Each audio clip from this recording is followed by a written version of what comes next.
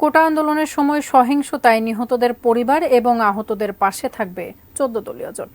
শনিবার দুপুরে Dhaka medical college হাসপাতালে আহতদের দেখতে গিয়ে এই কথা জানান জোটের সমন্বয়ক এবং মুখপাত্র আমির হোসেন আমু। 14 দলের নেতারা আহতদের চিকিৎসার খোঁজ খবর নেন। দলমত নির্বিশেষে আহত সকলেই যেন যথাযথ সেবা পায় হাসপাতাল কর্তৃপক্ষকে সেই অনুরোধ জানান জোট নেতারা। পরে সাংবাদিকদের আমির হোসেন আমু বলেন, আহত এবং নিহতদের তালিকার কাজ চলছে। সরকারের পাশাপাশি দেশবাসীও যেন ক্ষতিগ্রস্ত মানুষের পাশে দাঁড়ান সেই আহ্বান জানান তিনি।